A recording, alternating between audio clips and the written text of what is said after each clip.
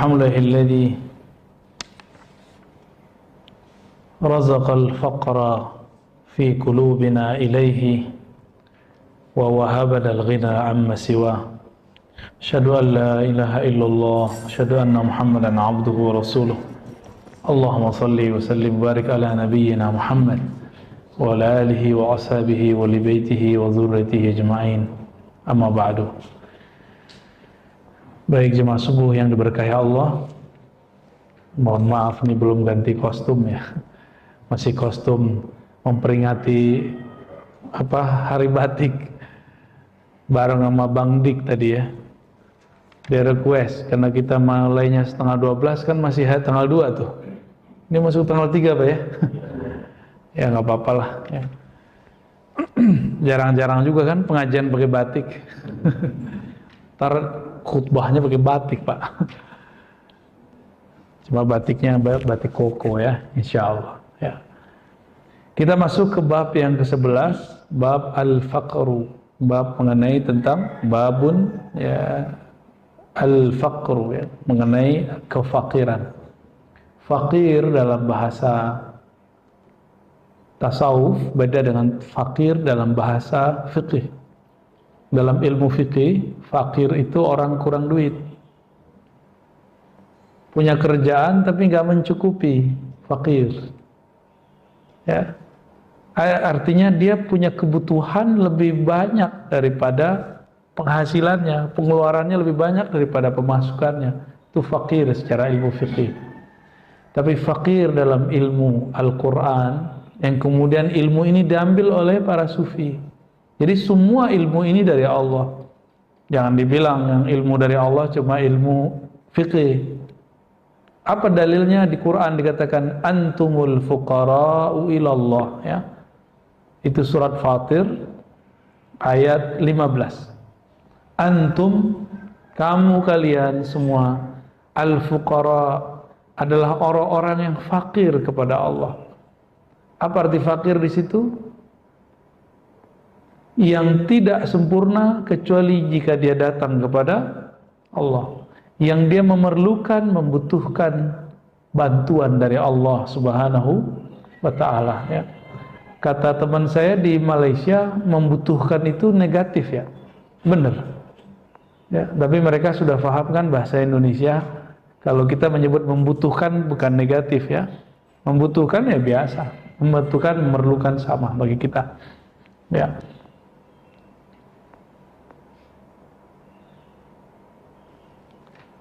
Kalau miskin, man la syai'alah, nggak punya apa-apa. Ini versi kitab ini ya. Kalau orang miskin, orang yang nggak punya apa-apa. Nah itu miskin. Wa inda ba'dihim bil aks. Tapi sebagian ulama membaliknya, mengatakan miskin punya tapi nggak cukup, fakir nggak punya apa-apa. Berarti ini beda ulama, beda bahasa. Saya memakai yang pertama. Al-faqir, orang yang mempunyai sedikit dan dia membutuhkan bantuan yang banyak ya. Dalam istilah ahli haqiqah, alladzi la yajidu syai'an ghairallah wa la yastaghni illa bih wa la yastarih illa bil hudur ma'ah. Yang disebut fakir, orang yang fakir adalah orang yang tidak mendapatkan apapun pada selain Allah. Dia tidak pernah puas hatinya kecuali hanya kepada Allah. Berarti dia fakir sejati. Jadi ada fakir mental, ada fakir hakiki. Ini beda. Kalau mental fakir, mental miskin, ini kaya pun dia suka minta-minta. Cuma bedanya mintanya berdasi, mintanya pakai kardus, nah beda tuh ya. Mintanya pakai transfer, itu beda lagi tuh. Pakai proposal, itu minta juga. Jadi tidak ada kaitannya ini dengan orang kaya dan miskin. Ini urusannya adalah urusan mental. Nah, yang dalam hal spiritual, fakir, dia hanya kepada Allah. Jadi beda. Kalau mental fakir itu penyakit. Tapi kalau mentalnya, kalau spiritualnya spiritual fakir, itu baru benar. Ruhaninya fakir, ruhaninya memerlukan, membutuhkan Allah Subhanahu wa taala. Wala yastaghni illa bih. Dia tidak akan merasa puas kecuali dengan sentuhan-sentuhannya. Wala yastarih illa bil hudur ma'ah. Dia tidak akan pernah rehat kecuali hadir bersama Allah Subhanahu wa taala. Wa alamatuhu adamul asbab kulliha, ya. Ciri-ciri orang yang sudah sampai kepada ahwal kefakiran ruhani, bukan fakir mental, dia kemudian adami hadmil asbab kulliha, menghancurkan, tidak melihat lagi asbab-asbab. Jadi orang yang fakir kepada Allah ini, dia nggak hitung-hitungan untuk ke Allahnya, nggak hitung lagi, gue butuh kok gitu, gue perlu ambil.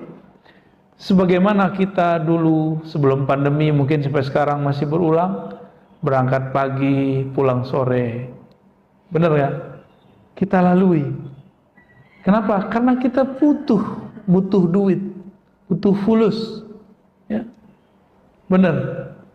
Kenapa kita mau habis umur di tengah jalan, habis umur dalam kemacetan, habis umur bekerja dengan orang? Karena kita butuh sesuatu dari hasilnya, yaitu fulus, duit.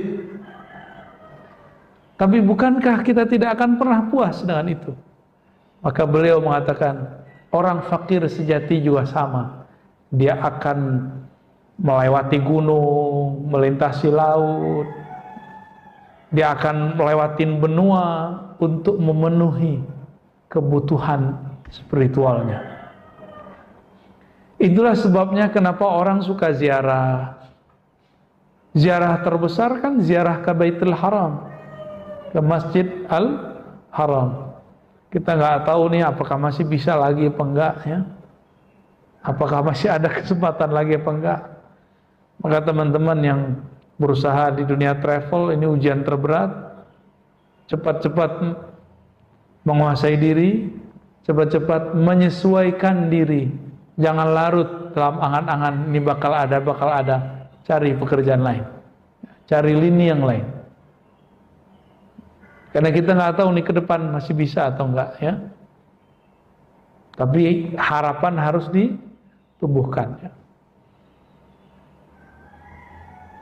Apa kata Nabi Shallallahu Alaihi Wasallam tentang keuntungan orang-orang yang fakir? Jadi orang fakir ini mirip kayak kalau kita berangkat ke luar negeri, tapi nggak bawa koper, kita cuma bawa tas.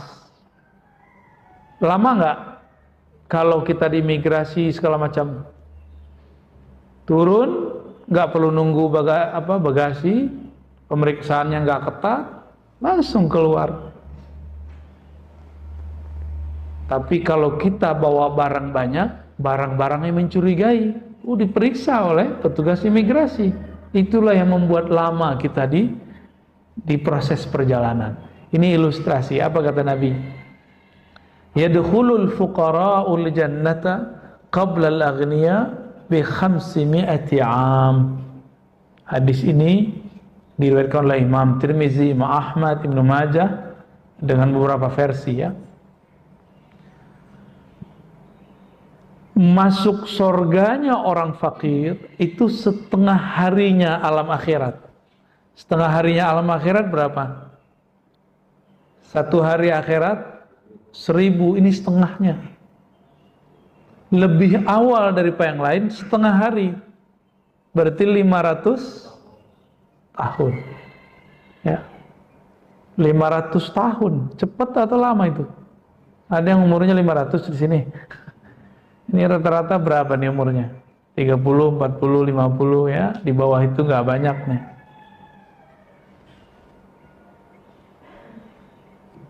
Kita keduluan orang sebentar aja dalam hal yang sederhana, kita nggak mau. Antri vaksin, tiba-tiba ada orang diduluin, kita protes, Pak. Masuk kereta sama kita protes. Jangankan itu, kita naik motor, naik mobil, disalib dikit sama orang, kita nggak rela, bener nggak? Bayangkan ini 500 tahun disalib oleh orang-orang fukara karena dia nggak punya bawaan, dia nggak punya apa-apa. Maka Nabi ketika wafat dia jadi fukara, semuanya diserahkan ke Baitul Mal. Abu Bakar ketika wafat semuanya diserahkan ke Baitul Mal. Mana ada yang sanggup begitu, Pak? Kita kan ngayal terus. Cuma emang Nabi melarang. Apa kata Nabi? Maksimal hanya boleh kamu bagi sepertiga. 2/3-nya harus kembalikan kepada keluargamu, saudaramu. Sepertiga kita bagi, kita kasih ke Baitul Mal. Ya. Maka bagi yang punya uang, punya duit, punya tanah, ini udah pandemi gini, ya, udahlah nggak usah pelit-pelit lah, ya. Jual duitnya sepertiga, kasih kepada orang yang sedang berjuang fisabilillah. Ahli Quran aja, semua itu ahli Quran. Ada ahli Quran yang bergerak dalam fikih, itu hukumnya Quran. Ada ahli Quran yang menghafal, ada ahli Quran yang tafsir, ada ahli Quran yang sufi tasawuf, ahli qalbu. Itu semua ahli Quran semua. Cuma kita kan terjebak, ahli Quran itu cuma yang ngapal-ngapalin Al-Quran. Kalau ngapal itu level 1, level berikutnya memahami, level berikutnya mengamalkan, level berikutnya menghayati. Penghayatan itulah yang disebut bertasawuf. Yang sekarang banyak orang takut menyebut kata tasawuf, ya. Saya udah sering sebutkan, banyak ustadz tidak pede menyebutkan kata tasawuf. Bener ya? Padahal Buya Hamka nggak takut. Buya Hamka ini anti mainstream. Di saat orang anti tasawuf, dia tulis buku tasawuf modern. Bayangkan di Muhammadiyah ada Buya Hamka nulis tasawuf. Ajib gitu. Bagi saya luar biasa. Kalau orang NU nulis tasawuf itu biasa. Tapi di kalangan Muhammadiyah, Buya Hamka ini memang bukan orang yang takluk kepada banyak orang, tapi banyak orang takluk kepadanya. Inilah ulama, benar-benar ulama. Dia nggak ngikutin selera orang. Orang-orang ngikutin selera beliau. Beliau itu maker, pembuat selera, bukan ngikutin selera. Orang-orang begini langka, ya, sangat susah ketemunya. Ya, semoga kita mendapatkan kembali, ya, orang-orang seperti ini. Amin. Ya. Laisal miskin at-tawaful ladzi tarudduhu al-luqma wa luqmatani wa tamra wa tamratani bal huwa alladzi la yajid ma yughnihi wa yastahi min Allah ayas'al wa la yaftinu lahu fa yatasaddaq alaihi. Ya. Ini hadis luar biasa, ini hadis Imam Ahmad. Ada juga riwayat Imam Bukhari dan Muslim. Orang miskin itu bukan orang yang minta-minta ngemis. Nih dalilnya nih. Karena sudah banyak kejadian yang minta-minta ternyata dia kaya. Cuma kalau dia minta-minta kasih aja Pak. Ya karena dia minta-minta tiap hari ngasihnya yang dikit-dikit lah, jangan banyak-banyak. 2.000, 2.000, 1.000.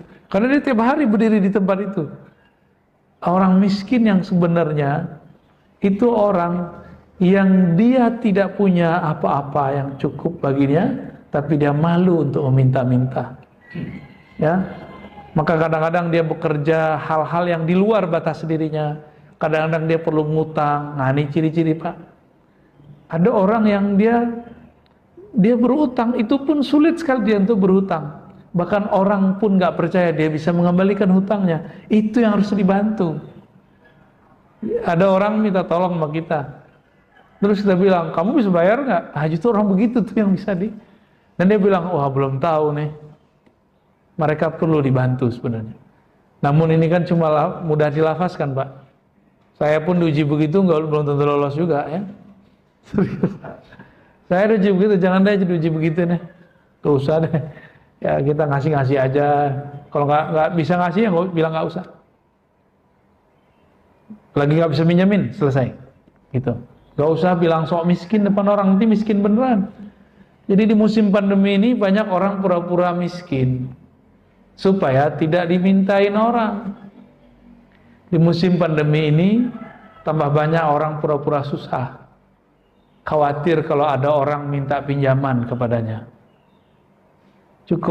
Cukup lakukan itu kemarin-kemarin. Teman kita ngomong, wah susah nih pandemi. Udah, Sebenarnya pandemi itu bisa diadaptasi. Kita dulu juga ngomong susah kan sebelum pandemi. Terus antum sekarang ngomong susah lagi, 2 kali susah sudah. Harus diganti kalimat itu. Ya. Apa kalimat yang paling ringan menggantikan kata susah? Ya mungkin sekarang tidak sebanyak untung dulu gitu. Jadi ganti aja lafaznya. Mungkin tidak sebesar untungnya dulu. Kan istilahnya sekarang lagi rame cuan ya. Cuannya nggak sebanyak dulu, tapi alhamdulillah masih bisa jalan. Itu yang dimunculkan jiwa-jiwa positif.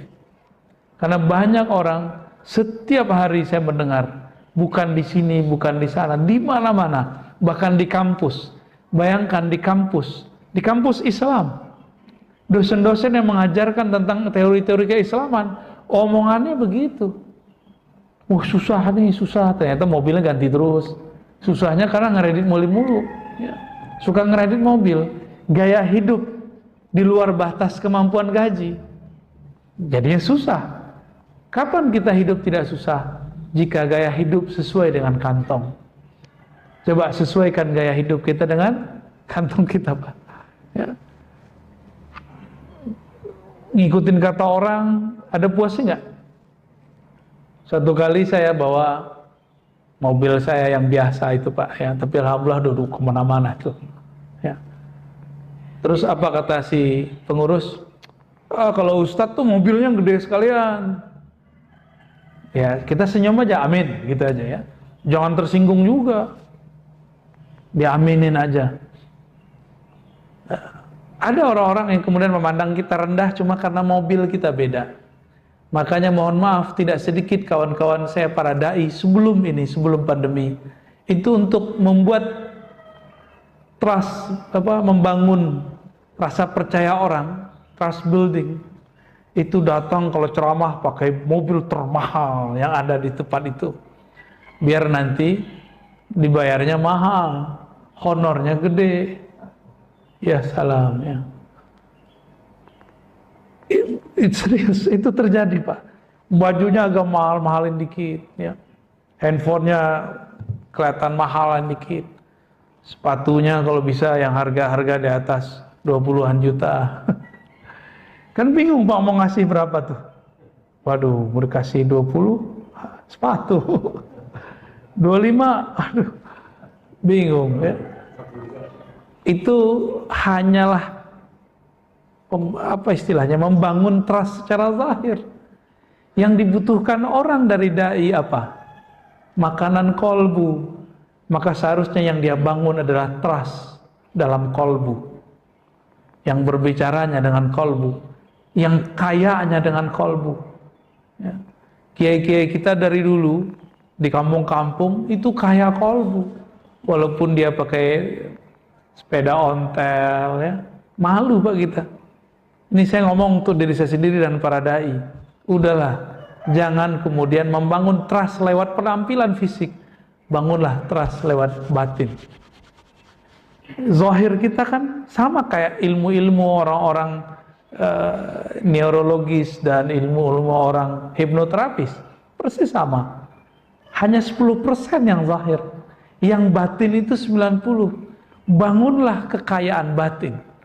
Maka orang-orang yang mendengarkannya akan, yang fakir-fakir itu dia akan merasa kenyang gitu. Maka kita menyaksikan sendiri, orang kalau butuh ilmu kolbu itu dari mana-mana, Pak, datang. Kajian Al-Badar itu kajian hikam ya, yang kita lakukan malam minggu. Itu dari seberang pulau datang. Cuma yang nggak butuh nontonnya dari seberang Bintaro. Ya alasannya macam-macam, pertanyaannya berat-berat tapi nggak mau datang. Tapi ada yang datang dari Banjarmasin, ada yang dari Sumatera, ada yang dari mereka datang. Kenapa? Kolbunya haus. Maka asbab pun dia hadang. Hadmul asbab, akhir kepada fulus. Maka kita mau ditugaskan kemana-mana. Bahkan beberapa perusahaan itu nggak cocok dengan budaya kita. Kita ini kan suka liburan, Pak. Libur Ramadan, libur hari raya. Kalau masuk perusahaan tertentu, Dia nggak kenal hari raya. Benar nggak? Ya, mereka hantam terus. Nggak kenal di hari Jumat. Kita mau sholat Jumat nggak boleh meeting. Tapi karena butuh, karena memerlukan, akhirnya kita juga jalani. Kapan kita kemudian memangkas halangan-halangan ini untuk mengambil yang ruhani? Ya, semoga yang hadir termasuk yang memangkasnya. Ya, amin ya rabbal alamin. Tapi dekat nggak, dekat jauh itu sama Pak. Bagi saya sama. Ya, jauh, dekat itu kan urusan fisik, batinnya gimana? Kadang di dalam masjid pun pikiran bisa melayang kemana-mana, ya kan? Baik.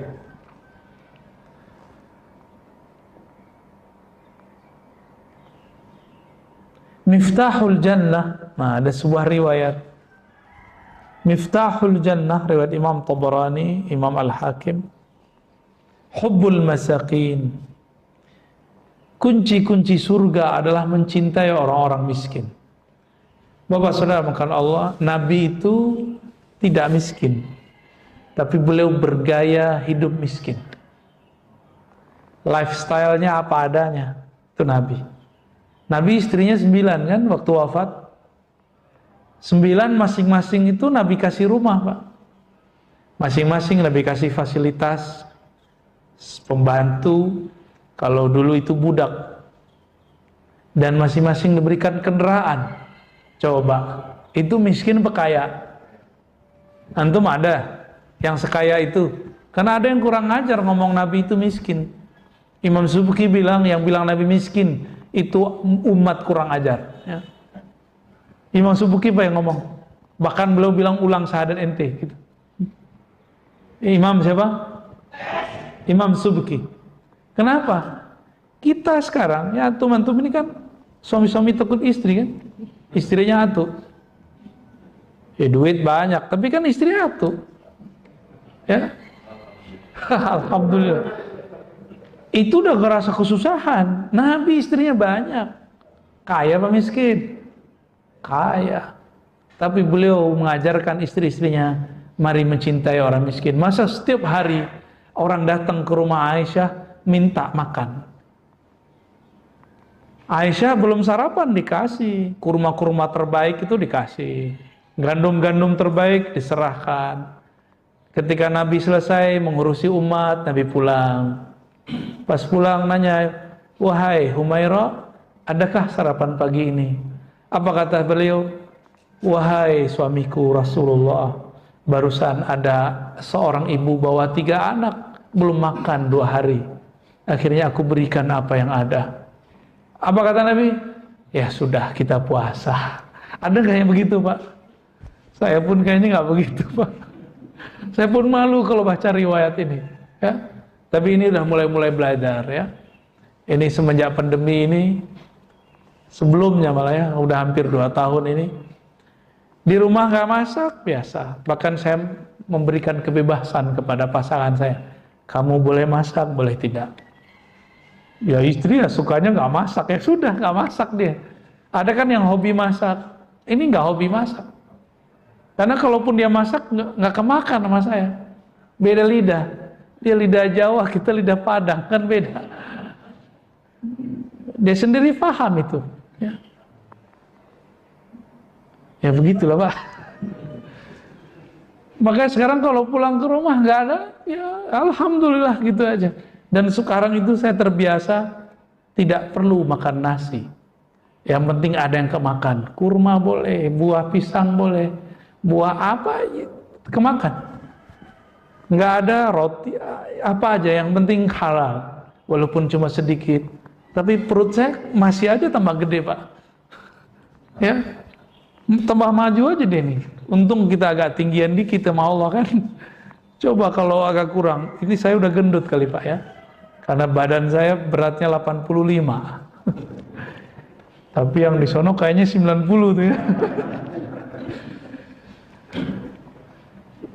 Nabi meskipun beliau kaya, karena beliau punya akses dapat gaji. Beliau seorang pemimpin negara. Pemimpin negara gajinya besar apa kecil? Beliau dapat hak 1/5 harta rampasan perang. Setiap perang beliau punya hak.